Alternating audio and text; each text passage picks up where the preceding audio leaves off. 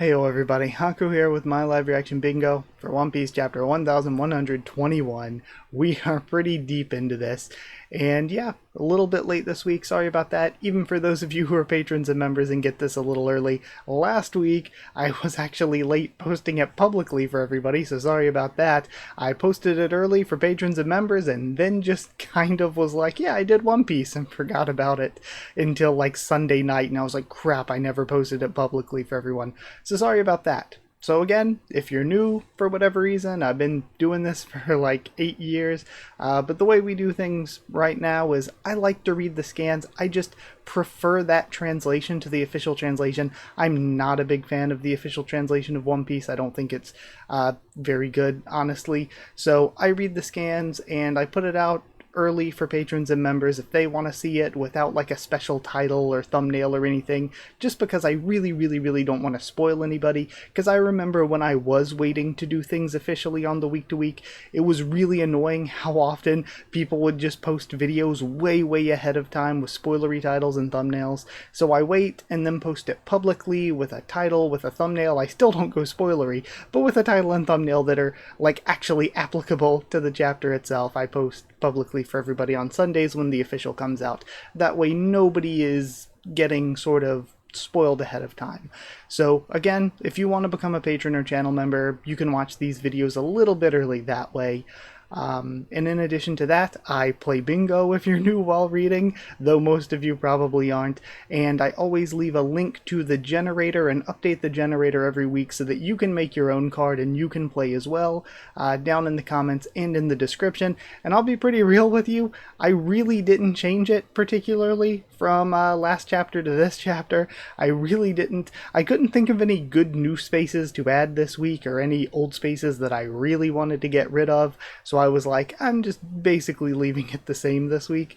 So either way, before we get into reading, let's check out what my card is. Let's go over to this, generate a card, and I ended up with Carrot sorry, woo, my voice.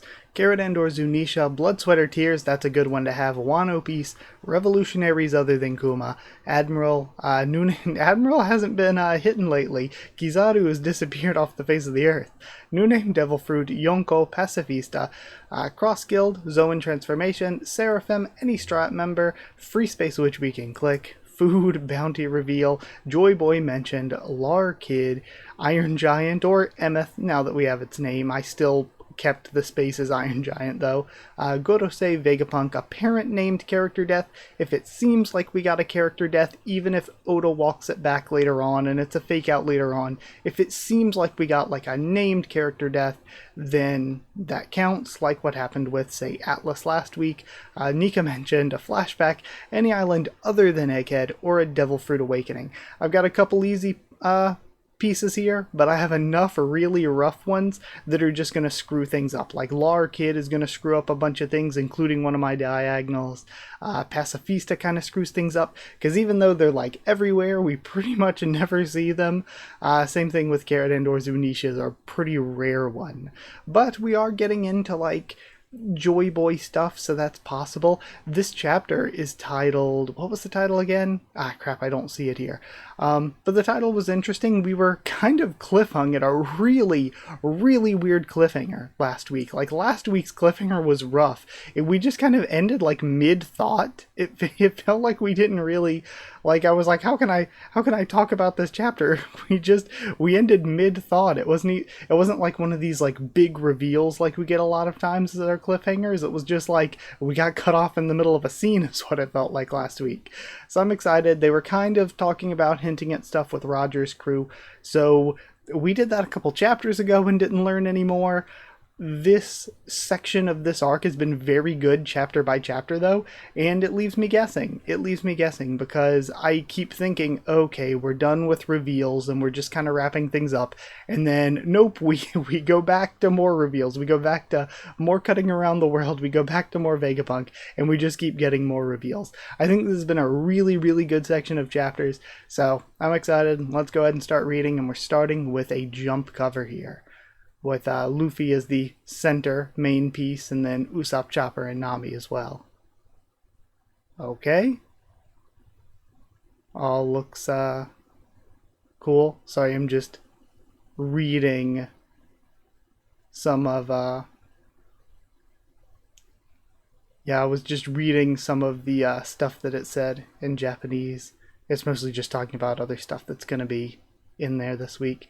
We have a color spread, though, with Nami as the main centerpiece. I guess, you know, swimsuit Nami for summer. Frankie looks good in this one. He has his hair like he did pre-Timeskip back when, you know, I at first it didn't bother me as much, but like the longer I read and watch One Piece, the longer I'm like, I miss pre-Timeskip Frankie. I miss pre-Timeskip Frankie's design. And also Brooks' outfit's a little more simple black and orange. He does have the boa and the guitar from the post time skip, but his looked almost a little more like his pre-time skip version. Alright, just glancing through all the characters and everything. It looks really good though. It's a really good, like, just art piece in general. Okay. Now then, we're getting into the actual chapter itself.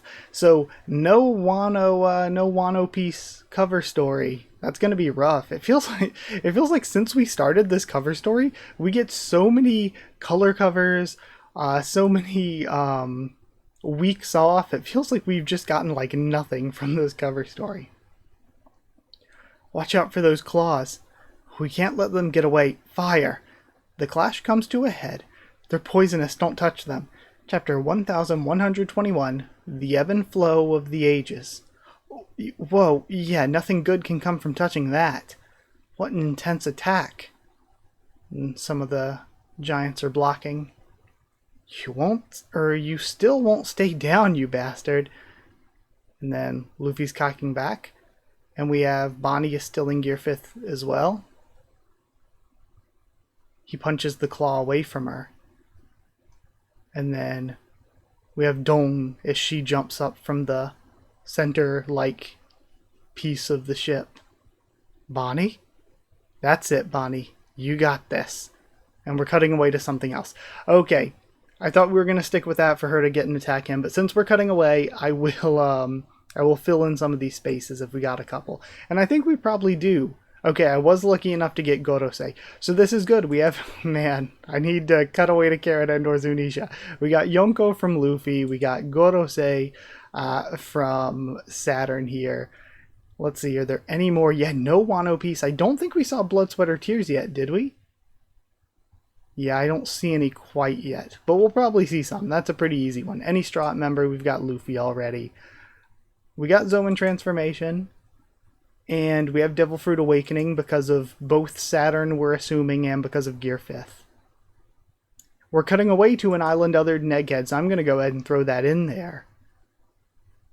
I think that might be it for right this second. We're probably set up to get a few more of these, but I think that's all for right this second. Like, I think we're bound to get quite a few more of these. A day of awakening is coming, where all the pressing secrets of the Void Century will be uncovered. Okay, is this Logtown? Sometimes just trying to identify these places from buildings alone is difficult, especially when, you know, there's a good chance that maybe it's just a random island and we're not even maybe supposed to know. We know the weapons technology that sank the world's continents, and we're seeing Vivi and Shirahoshi. Vivi is a space I don't think I got, but some of you might have gotten it. Is still in use. We have Konus and Skypiea. That's so cool. I love Skypiea. Of Konus, we have, what was her name? Isa and the snake guy. These buildings are actually really cool.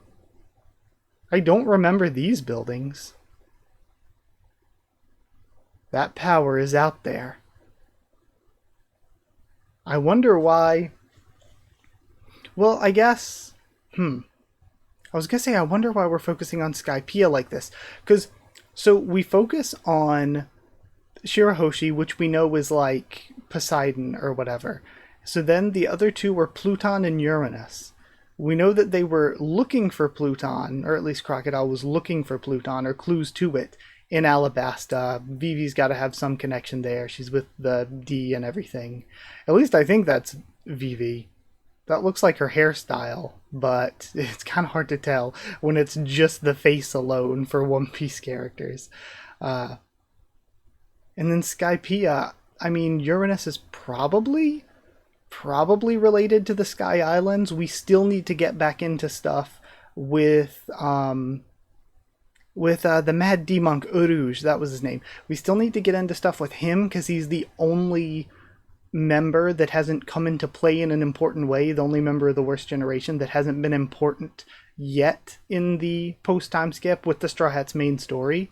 So we still need to get into stuff with Uruj, and we've brought back in all of these old pre-time skip antagonists, not like some of the simple ones like Krieg or Kuro, who we have had hints at or whatever. We had a Krieg hint recently, but Enel is the big obvious exception where we've had really important stuff for characters like Lucci and Crocodile and all these others, but we haven't done that at all with Enel, and he has a lot of like important things with going to the moon that could be important. Of course, Lunarians sound like they should be from the moon. So seeing Skypiea is interesting. I wonder if we're going to get deeper into Sky Island stuff soon. Those with rare and unique racial ancestry are relentlessly persecuted and slaughtered today due to some mysterious quirk of history. So now we're seeing Kuma. So I wonder then if we're showing like the Skypians and were they Shandians? I don't remember exactly. And then of course the merfolk, which also fishmen, merfolk, they're kind of in the same vein, treated the same by humans, except, you know, of course, mermaids being more sensationalized. And then of course a buccaneer with Kuma. So we're talking about the rare racial ancestry. And then there's so many more. There's whatever Oni are supposed to be. There's, of course, the minks. There's a lot that I've thought about, like, theory-wise, and done big discussions on theory-wise about that before. Like, with how I was like... So we had these big, ancient... We had, like, the ancient giants. But now we have giants, and we have Oni, which are, like... They have the big horns like the ancient giants did, but they're smaller in stature. Whereas the giants don't have the big horns or whatever. They wear helmets with the big horns. But giants are just really, really huge. And even then not as huge as the ancient giants. So the ancient giants like a shared ancestor. And then, of course, you've got stuff like the Birkins, the Shandians, and the Skypians, who are all sky people with very slight differences. The differences in them are not very big. And you've got Lunarians who have a more big, broad difference, and again, sounds like somebody who should be from the moon. They're called Lunarians. Is that some sort of shared ancestor?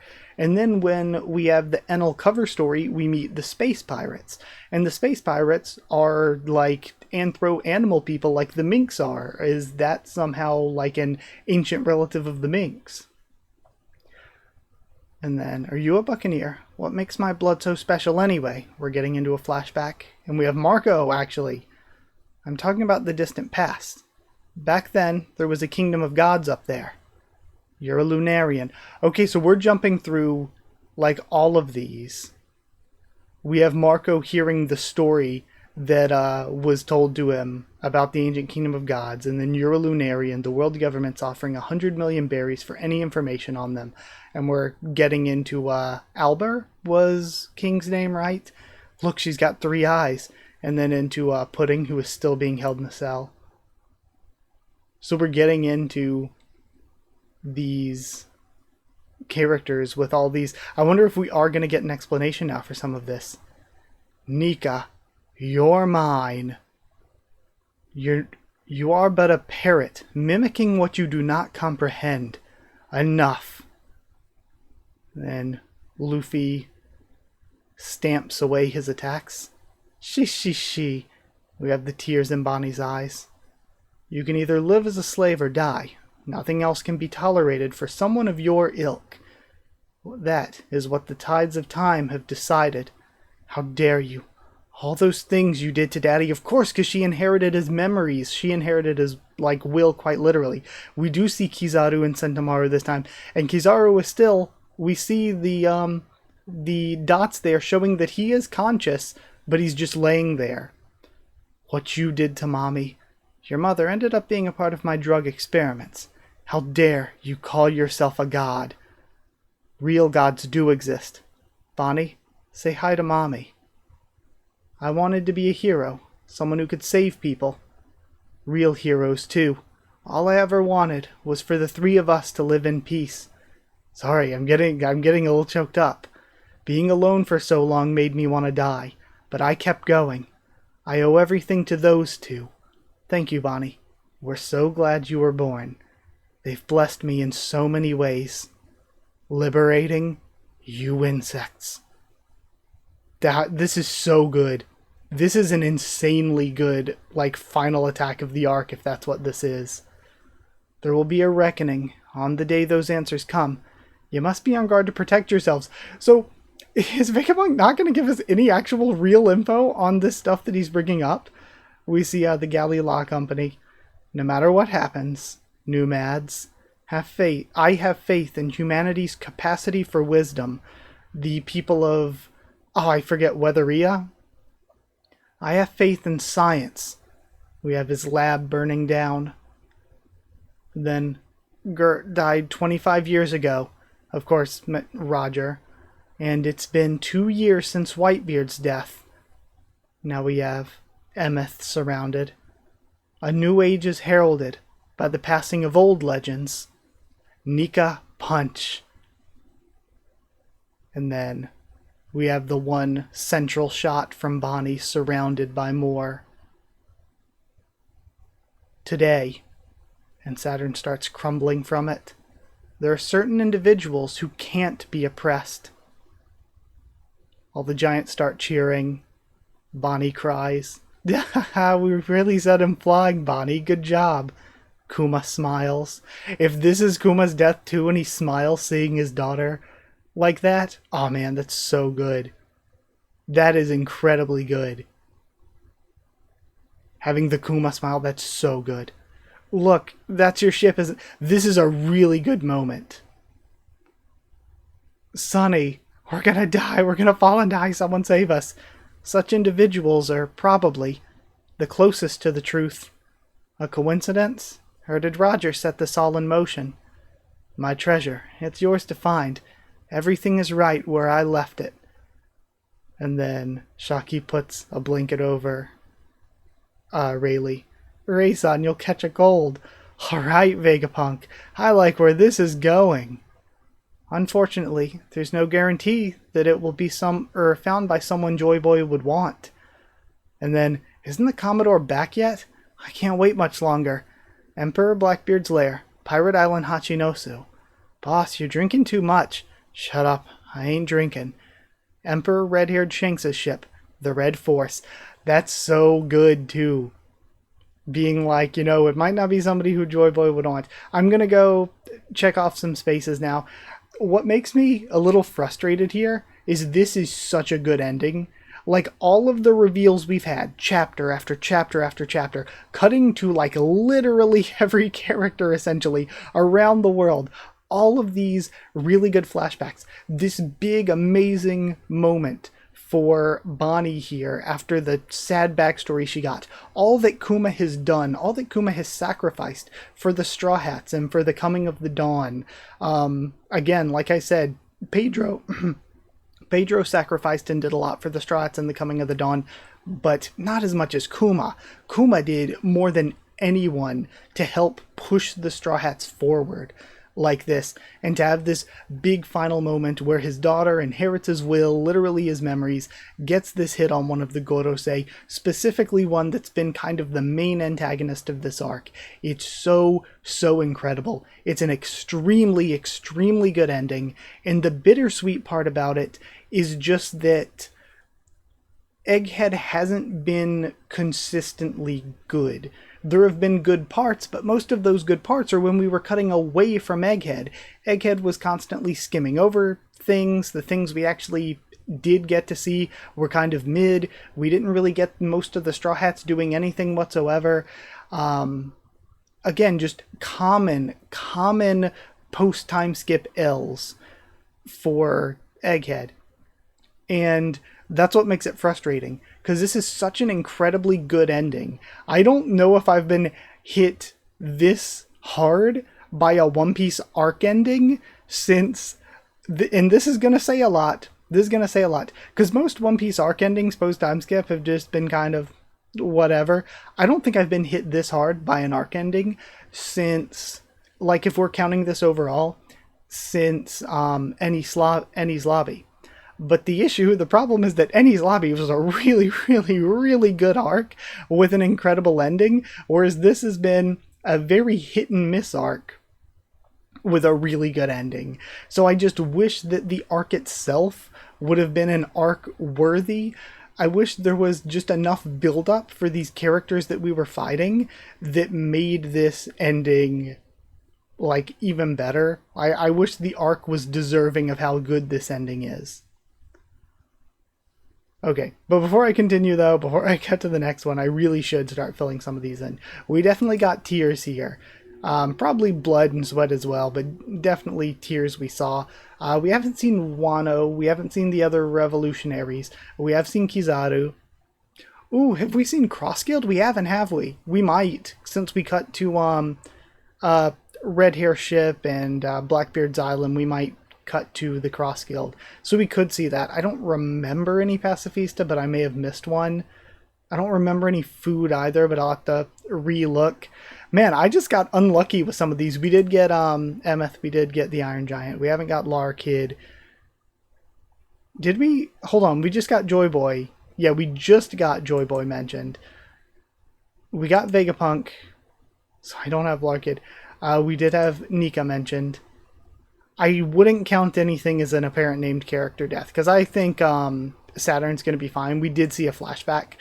Yeah, man, I'm so close in so many different spots. So I just haven't got really good luck on some of these. But either way, we can still continue. I wonder if some of these celebrating pirates... Nope, none of them have food. You know, I thought maybe. Just glancing through a little bit at some of this stuff. Man, this ending is really incredible. Okay. Oh, here we have it. Chairman Buggy. There's no doubting your greatness now. You always exceeded our expectation, or always exceed our expectations. Huh? Emperor Buggy's base, Empty Bluffs Island. There's so much more to your dream than I thought. Crocodile's face is so good. Mihawk's as well. There's no way we'll just stand by. Let's go and find it first. Who'll protect the common folk then, you dolts? We have Navy headquarters. There's no stopping this now. The fate of this world will be decided by whoever finds it.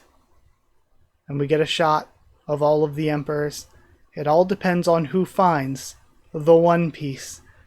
And we have Buggy laughing and crying. And then, ooh, below them. So we have the Yonko. But in addition to the Yonko, we've got Sakazuki. We've got... Okay, so we have Sakazuki, we have Dragon, we have who I'm presuming... I mean, he doesn't have the facial hair. This is cool. I was going to say that's probably Garling, but no, Garling's over on the left. So this is somebody else. Is this the man with... Is this the man with the burn scars, maybe? Or maybe I'm being stupid and everybody's going to be like, it's obvious who this is. Like, is this the man with the burn scars? Is this the guy with the last poneglyph? Because I don't immediately recognize who it is. I was thinking with the sword and stuff, like Shanks or Garling, but it isn't, because Shanks is part of the Yonko and Garling's on the left. So I am actually not sure who it is. And it, of course, doesn't look like Mihawk's face or sword. And then we have Emu, we've got Kobe, which is, again, cool to include. Kuzan, which is interesting, because Kuzan is supposedly loyal to Blackbeard, but we know there's got to be deeper stuff going on there. We have Garling, and we've got Sabo break next week, which I don't mind, because this is probably, I've really said that I've enjoyed these past however many chapters a lot. This section of this arc I think has been incredible. Again, you know that I'll be honest with you when it comes to One Piece, because I have not been afraid to say when I think parts of One Piece are just ass, when I think Oda's being an absolute hack, and I'm also not afraid to tell you when I think, like, he's cooking. This is incredible. I think the past however many chapters have been really good. I've personally, on a personal level, been really enjoying this stuff, and I think this is the best of them so far. Like, this was just a good chapter. And again, it just makes you think, like with Bonnie, I talked about it, I think last week or the week before. What do we do with Bonnie? It doesn't feel like the Straw Hat should just leave her somewhere after this. So it's like, does she join? Because it feels like, what else is she going to do? Like, she doesn't necessarily fit the Straw Hat mold in a lot of ways. But if she did join, I feel like her design and, powers and everything, they're distinct from Robin and Nami, so that works. And it's like she doesn't really have a normal role, but she does have the inherited will, which is the most important thing to me. It just feels, I don't know, feels like a weird inclusion if she does join, but feels like a weird exclusion if she doesn't. Which is, I guess, a difference from Carrot and Yamato, who were kind of the big front runners before this arc. Because Carrot, I feel like, would have been an obvious slam dunk conclusion. Like, Oda could have written like 2 pages and it would have been like, okay, Carrot makes perfect sense for a Straw Hat. Like, in 2 pages, you could just make Carrot make perfect sense. Carrot was a weird exclusion, but not a weird inclusion. And I think Yamato, to me, wasn't a weird exclusion because there were so many other things to do with Yamato as like the guardian deity of Wano and all that. And also because Yamato wasn't really that well written. But as much as Yamato wasn't a weird exclusion for me, Yamato wouldn't have been a weird inclusion either. I don't again, I don't think Yamato was very well written, but at the same time, if Yamato was brought into the Straw Hats, I really, it wouldn't have been crazy shocking. Like, even if I don't think it would have been the best writing-wise, I don't think it would have been super surprising. So yeah, Carrot's a weird exclusion, but not a weird inclusion. Yamato, whether Yamato joined or didn't join, wasn't weird either way. Joining wouldn't have been weird. Not joining isn't weird. Bonnie is opposite Carrot here in being, or actually, I guess kind of opposite Yamato, right? In being like kind of weird to be included, but also kind of weird to be excluded. So really don't know where any of this is going at this point. And nobody's eating in any of these panels, are they? Yeah? I mean, we got multiple people smoking, nobody eating. We got no food. Let me check. Let me check what my card's looking like. Because I might have got something. We didn't. All the places we cut to, we got no Zanisha. We didn't get Wano, right? I don't believe we did. Yeah, and all of this. Again, cut around all these places. No cutting to Wano. If there was a character that we knew was in Wano, I would maybe even, I'd maybe even stretch a little bit. A little bit of a stretch here. A little gumma gumma no stretch, but no. None of that. We did get revolutionaries other than Kuma. We did get Cross Guild. Okay, a bingo. Thankfully, a bingo. No Pacifista, I don't think, or new name Devil Fruit, no bounty reveals, no food. Honestly, bounty reveals are so rare that I don't know if I should get rid of that card, or maybe getting rid of it would make things too easy. Look at all the spaces I filled in. I think things are easy enough as is. No. Wow, that's crazy. I just thought about. They're like, oh, who will find it first? And we're cutting to all these different characters here at the bottom where we have this big double page spread of all of what I guess are kind of the real contenders moving forward for it's like, oh, who's going to find the One Piece? Is it going to be Dragon, who's the leader, or Sabo, who's the next leader if something happens to Dragon? Is it going to be the world government with Imu? What's the deal with Garling? Could Garling be in on it for himself as kind of this own like captain leader among the celestial dragons. And then of course you've got uh, Kobe, who it's like is the new generation of the Marines, part of Sword. Kuzan, we solved the mystery. Would Sakazuki claim it for like the Navy or whatever? All of the Yonko were after it. So we have these contenders, but no Law and Kid. Law and Kid are not included in this big spread. Which is, again, talking about inclusions and exclusions, interesting exclusion here. And I don't think there's any apparent named character death. I would not consider that for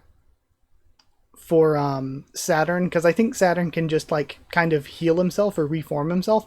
Plus, we don't know yet how the summoning stuff works. Like, what does the summoning stuff even mean? We don't really know how any of that works yet. So it's like, when it comes to the summoning stuff, maybe he just gets desummoned and sent back to the sent back somewhere, sent back to Nuriwa or whatever. One of the most interesting things too, again, there's so much to talk about this week. One of the most interesting things to me is we specifically get it brought up, these unique races in the world of One Piece. And again, not cutting to Carrot and or Zunisha. That's so weird. Let me go back. We didn't cut to any minks, right?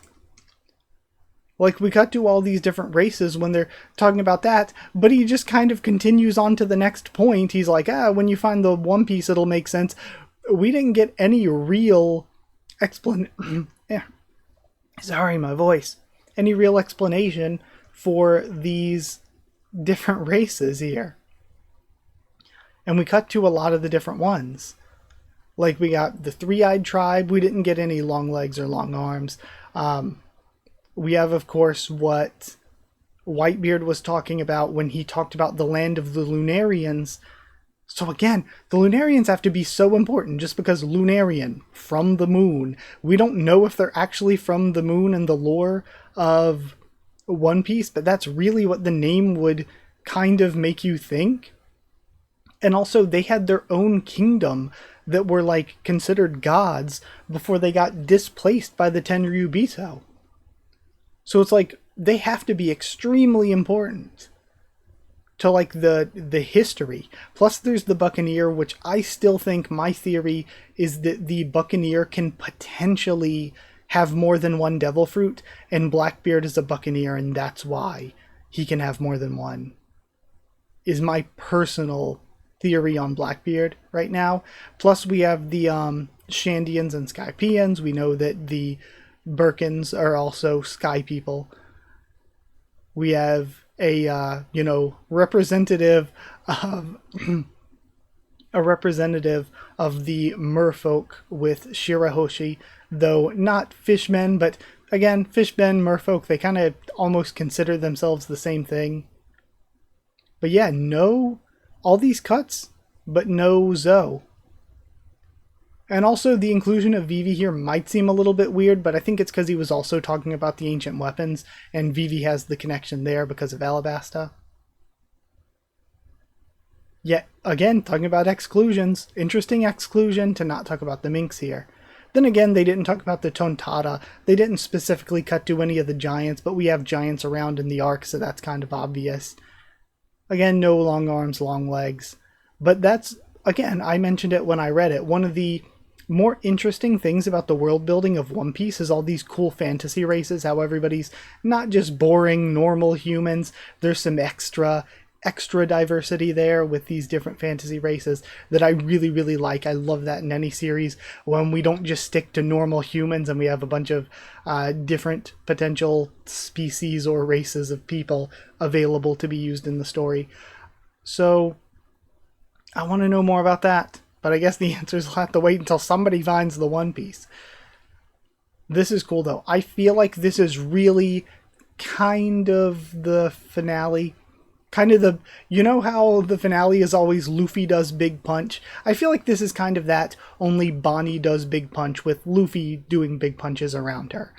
I think that this was kind of our final blow to Saturn being the arc being the arc antagonist. And I think from here, the reason I think that too is because now we see that the Sunny's coming down. I don't think we're going to be here much longer. I think either in the next 2-3 chapters, we're getting some Kuma sacrifice to send them away, or they're getting out of there, and for whatever reason, the Gorosei can't just chase them because somebody else shows up. We still don't know what Smoker's doing, actually, because somebody else shows up, or like Emeth holds them back. Maybe Emeth does some big self-destruct to try to stop the Gorosei from chasing them. Like, there's a couple options here, I think, but I think just not that the entirety of it will be over. I think the entirety could be over in 2 or 3 chapters, though. It could be. It might not be, but it at the very least could be. I don't think we have very many chapters left. And I know for a One Piece arc, that's a big gamble saying something like that. But I really, really, really, really, truly think that there's probably not a lot left. I feel like this was the climax. And now we're going to be leaving. So, starting next chapter, I think the Sunny's going to come down. They're going to push off, set sail with the Giant, and we're going to start leaving. Now, there might be more stuff happening. Again, like somebody showing up, somebody holding the Gorosei back, maybe the Gorosei trying to chase them a little. I do think that there will still be some more stuff. But at the very least, we are going to be actively leaving, I think. But either way, that's it. Also, I guess technically, Vegapunk's been more than I've been yapping right here for all of you. Vegapunk's been yapping for weeks now, months even. A very long time when I think about it. So this message has gone on for a really, really long time. This goodbye message, this dead man switch that he's got going.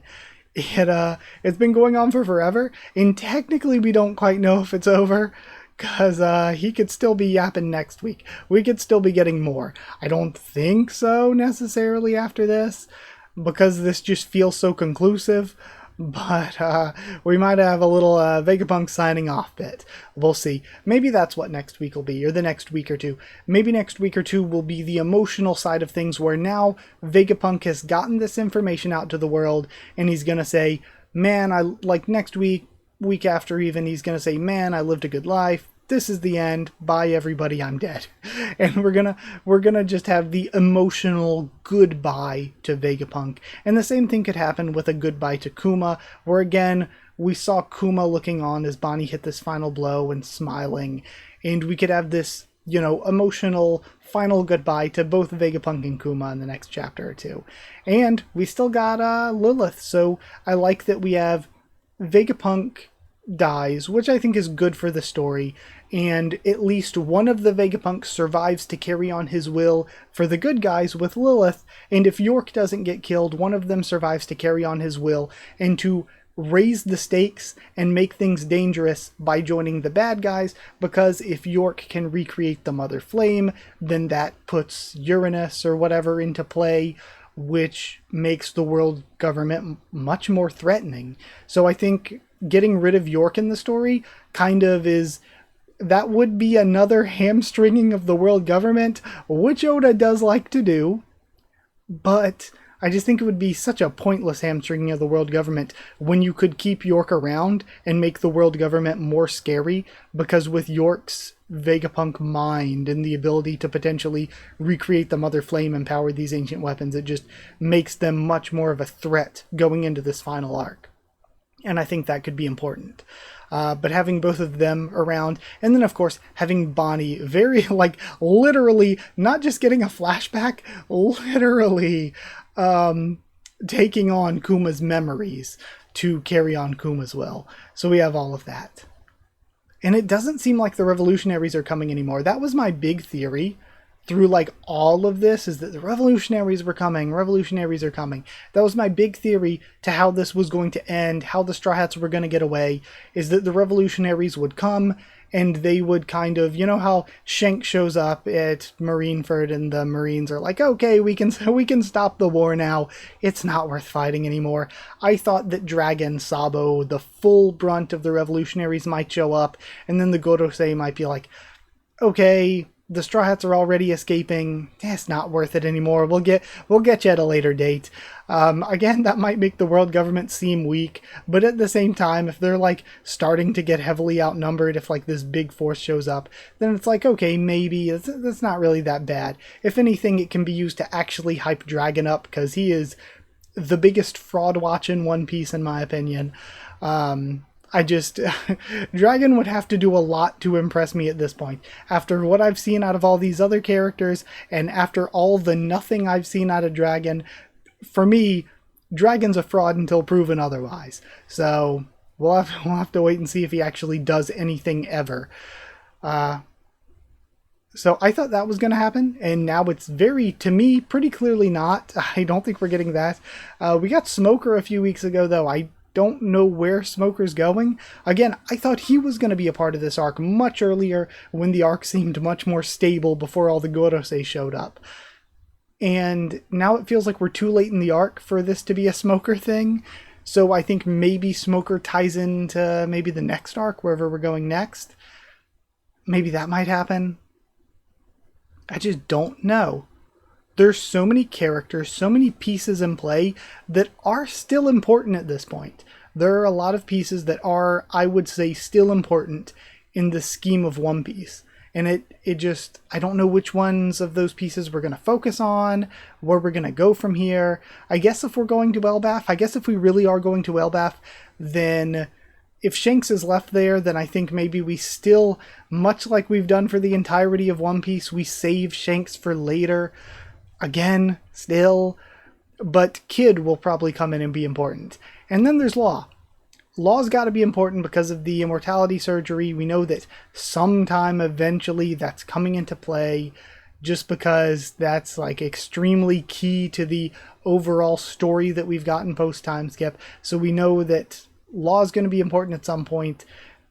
Law and Kid weren't included here at the end, though. So what role is Kid going to play if we go to Elbaf? What role is Law going to play? Where are Big Mom and Kaido? Were they going to be re-revealed? I've kind of thought with Yamato traveling around in this cover story, kind of like how the cover story last time we had the breakout of the Vinsmokes and the reformation of Mads, and that was the main focus. But then what we really got hints of was the Blackbeard pirates making moves. I kind of felt like with this, our general thing that we focus on is going to be Yamato traveling around, but I kind of felt like through this cover arc we were going to get some answers on Big Mom and Kaido. So we might still have that. It seems like Blackbeard still isn't back, and then one of the biggest questions, one of the most massive questions too, is right here at the end when we're seeing all these characters. Again, maybe I'm an idiot. Maybe it's like there's somebody obvious that I should know, that I should recognize, but we have this one silhouette who I have no idea who that is. Again, at first, with the sword shape, I was going to be like, oh, it's Garling. But if it's not Garling, then who is that? If these are the potential heirs to the One Piece, the potential people that could find it, who's the silhouette guy? Is he the burn scar guy? A lot of people were thinking that could be Dragon. A lot of people were thinking that could be Saul. But now, I kind of don't think it's either. I kind of think it's going to be somebody completely different. Is there a chance that it could be Davy Jones? We know, I don't know. Here's the thing, we know like there was the legend of all the previous Vanderdeckens and everything, and we know that there was the legend of Davy Jones, and Davy Jones existed. It would make sense to me that Davy Jones was a buccaneer, maybe, just because, you know, real life pirates, all that, connection to Blackbeard maybe, and again, this is just me still assuming, me still making assumptions that Blackbeard even is a buccaneer to begin with. Oh, man, I don't know. So could it... I don't, like, and how would he have survived all this time? I don't know. I really don't know who this could be, or who the burn scar guy with the black ship could be. If it is Dragon, I think, so I don't think it's Saul, because Saul's his own thing. Saul, you know, recreated the Library of Ohara or whatever, saved all the books, went back to Elbaf. I don't think he's the man with the burn scars that was mentioned as having the last poneglyph. I just don't think that was him. I think Dragon, though, is a possibility. I would be extremely disappointed because that seems extremely underwhelming if it's dragon, but I think it could be dragon. Huh. Could it be somebody else connected to rocks? We still don't know what rocks really look like. We still don't have the full flashback to oh god, I forget the name of the place now where Shanks is from. Yeah, sorry, lost my train of thought. You don't, again, I'll probably remember it after recording. You don't have to let me know. I remember the place. I'm just blanking on the name. But yeah, I don't know. I don't. Oh, God Valley. That's what it was. It was God Valley. Yeah, we still don't know the full God Valley flashback. There's still so much that we don't know. But this video has gone on for a very, very, very, very long time. It was an extremely good chapter. Thank you for watching. I had a ton of fun discussing this. And even then, there's probably still so much more that I didn't talk about or that you might want me to talk about. So if so, comment down there and let me know. Like if you did like the video, comment down there. Anything else you want to talk about One Piece related, let's talk. We can talk down in the comments, we can talk on Twitter, we can talk on Discord, just ask and I can give you a link to the server. Like I said below, tell me if you won or not, if you got a bingo or not. The stuff will be in the comments and description so that you can play too. If you want these One Piece videos early in the future, then you can always hit join down below to become a member. Go to patreon.com/HakuWithTheTubes, or a link will be in the description to become a patron. That helps support the channel. It helps me keep making videos, and it lets you get these a little early, and also you get your name at the end of every single video too if you do that. So would be appreciated, as always. Thank you so much, though. Thank you to people who are already patrons and members, like I said. Thank you to Chosen Regular Evan Holly, Magical Girls, FRNono, Abyss Knight, JA, and the D-Band. I honestly don't want to stop talking about One Piece. Thank you to Cherryton Students, David Langstaff, and Folded Ghoul, Slayer Candidates, SG, and Stance Eater, and Pure Element, Pate Ardial. What a fun chapter. That was so very good. Thank you, and I'll see you all next time.